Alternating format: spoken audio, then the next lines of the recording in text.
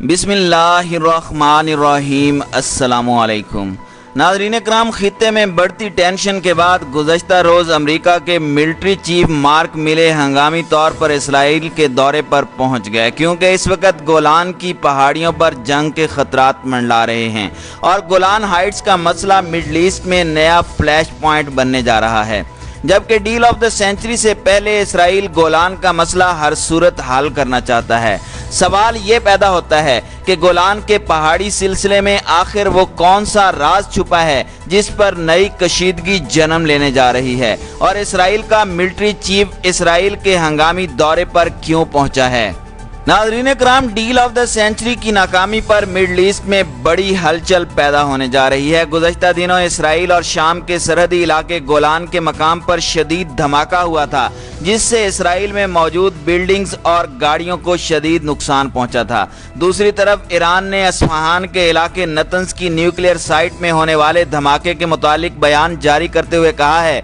कि nuclear site पर काम करने वाला कॉन्ट्रैक्टर, जिसका नाम इरशाद करीमी है, वो इसराइली खुफिया एजेंसी के साथ मिला हुआ था और यही शख्स 2 जुलाई को नतंज न्यूक्लियर साइट पर होने वाले धमाकों का जिम्मेदार है, जिसमें ईरान के कई सेंट्रीफ्यूजेस को शदीद नुकसान पहुंचा था। इस मामले की हकीकत क्या है, इसकी मजीद गुत्थियां आने वाले वक्त में सुलझती जाएंगी, लेकिन इस वक्त जबकि मिडल ईस्ट में गैर यकीनी की सूरत हाल पैदा हो चुकी है, इसराइल हर सूरत गोलान नामी इलाके पर कंट्रोल हासिल करना चाहता है। उसका कहना है कि इस अनकरीब इसराइल पर एक बड़ी जंग सर पर मंडला रही है, जिसका आगाज गोलान पहाड़ियों से होगा। नाज़रीन इकराम, सवाल ये पैदा होता है कि ये गोलान नामी इलाका, जिसे गोलान हाइट्स कहते हैं, ये आखिर है क्या और इसकी इतनी अहमियत क्यों बढ़ती जा रही है। गोलान नामी इलाका 1967 की जंग से पहले शाम का हिस्सा हुआ करता था। बाद में 6 रोज़ा जंग के बाद इसराइल ने गोलान पर कब्जा कर लिया था।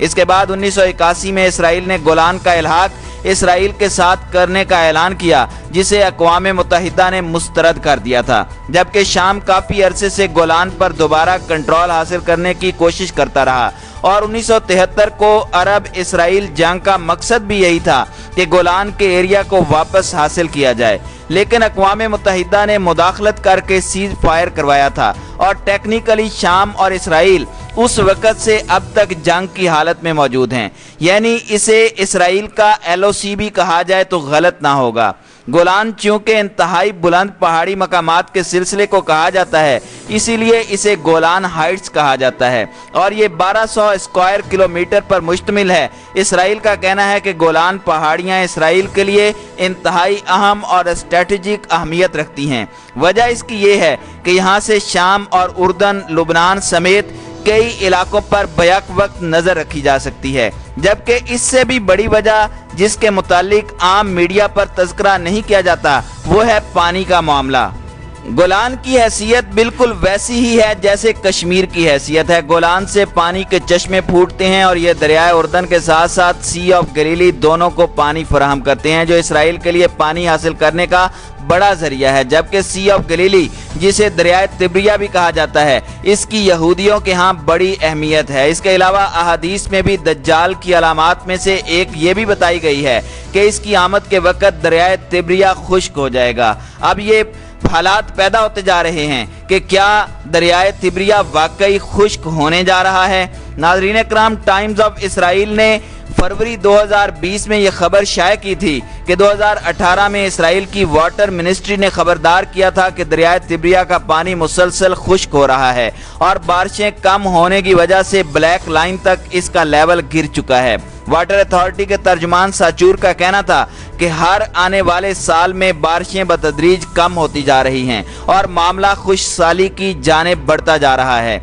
इस मकसद के लिए इसराइल ने दरियाए उर्दन पर एक डैम भी बना रखा है, जिसका पानी डाइवर्ट करके वो दरियाए तिब्रिया की तरफ छोड़ता है। उर्दन और शाम का कहना है कि इसराइल उसका पानी चुराने की कोशिश कर रहा है। यानी मिडल ईस्ट में पानी का मामला इंतहाई संगीन तर होता जा रहा है। जबकि यहूदियों के नज़दीक दरियाए तिब्रिया की अहमियत की एक बड़ी वजह ان کی کتابوں میں دریائے تبریہ کا تذکرہ ہے۔ ان کا ماننا ہے کہ اگر دریائے تبریہ خشک ہو جائے تو یہ یہودیوں کی تباہی کی علامت ہے، اس لیے اسرائیلیوں کی کوشش ہے کہ کسی طرح یہ دریا خشک نہ ہونے پائے، اور عبرانی زبان کی کتاب میں سی آف کنٹز کا نام بھی اسے دیا گیا ہے۔ اسی طرح 2015 میں گولان ہائٹس کے جنوب میں تیل اور گیس کے ذخائر دریافت ہونے کے بعد اسرائیل نے وہاں پر ڈرلنگ شروع کر دی تھی، جس کے بعد سے خطے میں مزید کشیدگی پھیلتی جا رہی ہے۔ اسرائیل کا کہنا ہے کہ ان کی کتاب جوشوا میں گولان ہائٹس کا ذکر ہے اور اسے مستقبل کی اسرائیلی ریاست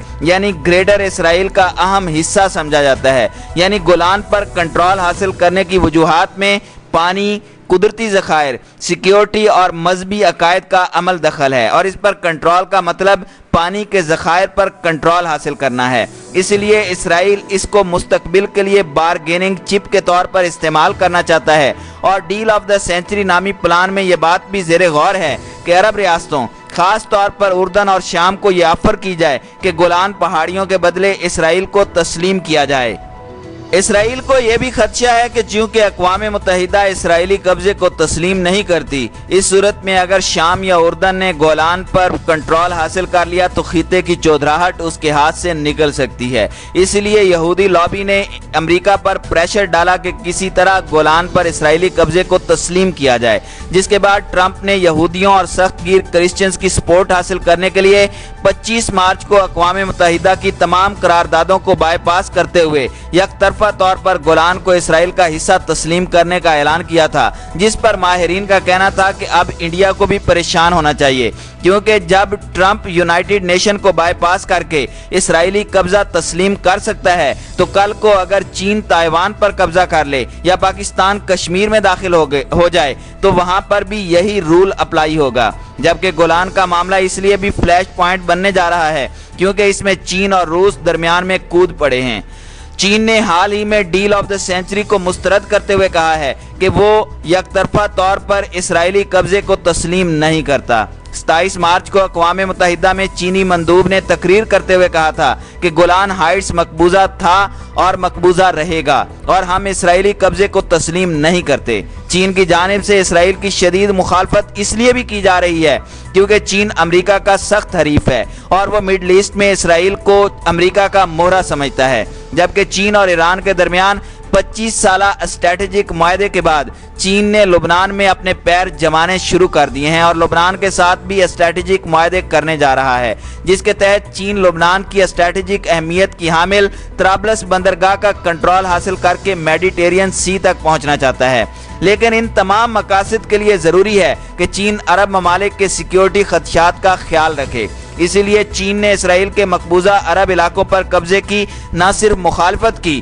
بلکہ امریکی ہیجمنی سے نجات کے لیے عرب ممالک چین کے ساتھ اسٹریٹجک معاہدوں کو ترجیح دیتے نظر آتے ہیں۔ دوسری طرف اسرائیلی میڈیا نے گزشتہ روز خبر دی تھی کہ روس میں گولان ہائٹس پر کنٹرول حاصل کرنے کی کوشش کر رہا ہے۔ حال ہی میں ہرہ آرمی کے نام سے ایک ملیشیا گولان میں نمودار ہوئی تھی جس کا کمانڈر احمد العودہ ہے۔ یہ وہی شخص ہے جو بشار الاسد کے خلاف بھی لڑتا رہا ہے۔ اس نے ہرہ نامی آرمی بنانے اور گولان کی پہاڑیوں پر کنٹرول حاصل کرنے کا اعلان کر رکھا ہے جسے روس کی خفیہ حمایت حاصل ہے، جبکہ ماہرین کا ماننا ہے کہ روس کی کوشش ہے کہ دمشق کو اسرائیل کے درمیان گولان کو ایک بفر زون کے طور پر استعمال کیا جائے اور گولان پر سیف زون بنانے کے لیے روس ملیشیا کو سپورٹ کر رہا ہے اور حزب اللہ کو اس علاقے سے پیچھے دھکیلنے کی کوشش کی جا رہی ہے، اور یہ روس اور اسرائیل کے درمیان خفیہ معاہدے کا نتیجہ بھی ہو سکتا ہے۔ لیکن چین اور ایران کے درمیان ہونے والا معاہدہ اور لبنان میں چین کی آمد اور چین کی جانب سے ڈیل آف دا سینچری کی مخالفت اسرائیل کو پریشان کر رہی ہے، اس لیے امریکہ کا ملٹری چیف اسرائیل کے ہنگامی دورے پر پہنچا ہے۔ انڈیا نے حال ہی میں چین کے خلاف اسرائیل سے مدد طلب کر رکھی ہے۔ انڈیا کا کہنا ہے کہ اسرائیل کی جانب سے انڈیا کو مدد کی یقین دہانی کروائی گئی ہے۔ انڈیا ٹائمز کا کہنا ہے کہ لداخ میں کشیدگی کے پیش نظر بھارتی وزیر دفاع راج ناتھ سنگھ اور اسرائیلی وزیر دفاع کے درمیان ٹیلی فونک گفتگو ہوئی ہے جس میں بھارت نے اسرائیل سے مدد طلب کی ہے۔ ابھی تک یہ واضح نہیں ہوا کہ آیا اسرائیل نے چین کے خلاف انڈیا کی مدد کی یقین دہانی کرائی ہے یا نہیں۔ البتہ انڈین میڈیا یہ ضرور تاثر دے رہا ہے کہ اسرائیل چین کے خلاف انڈیا کا ساتھ دینے جا رہا ہے، جبکہ یروشلم پوسٹ نے گزشتہ روز خبر لگائی کہ چین کے ساتھ پنگا لینا اسرائیل کو مہنگا پڑ سکتا ہے، اسی لیے اسرائیل کے لیے بہتر ہے کہ وہ امریکہ اور چین کی لڑائی میں اپنے آپ کو دور رکھے۔ یروشلم ٹائمز نے یہودی ربی کی کہاوت کوٹ کرتے ہوئے کہا ہے کہ اگر کئی ممالک آپس میں اشتعال انگیزی کرنے لگیں تو مسیحا کے فٹ پرنٹ کو فالو کیا جائے، یعنی کسی معجزے کا انتظار کیا جائے۔ یعنی دو بڑی طاقتوں کی لڑائی کو اس وقت یہودی مسیحا کی آمد کی نشانی قرار دے رہے ہیں، جبکہ یروشلم پوسٹ کا مزید کہنا تھا کہ اسرائیل کو دو بڑوں کی لڑائی سے دور رہنا ہوگا، کیونکہ اسرائیل چین کا مقابلہ نہیں کر سکتا۔ اس کی وجہ یہ ہے کہ چین نے اسرائیل کی ہائفا پورٹ کا ٹھیکہ لے رکھا ہے اور اسرائیلی انفراسٹرکچر کو ڈیولپ کرنے میں چین کا ایک بڑا رول رہا ہے، جبکہ چین اس وقت one belt one road initiative ہے، اس لیے وہ مختلف ممالک کے ساتھ اسٹریٹجک معاہدے کر رہا ہے۔ اس کا کہنا تھا کہ اگر چین اسرائیل کے مخالفین کو ہتھیار فروخت کرنے لگے تب اسرائیل کو فکر کرنی چاہیے کہ چین کے ساتھ کیسے ڈیل کیا جائے، اور موجودہ صورتحال میں اسرائیل کو ہر صورت چین اور امریکہ کے پھڈے سے دور رہنا چاہیے۔ جبکہ اس آرٹیکل کا مقصد چین کو یہ پیغام دینا ہے کہ اسرائیل اس کے ساتھ محاذ آرائی نہیں کرنا چاہتا، اس لیے چین اسرائیل کی زیادہ مخالفت نہ کرے۔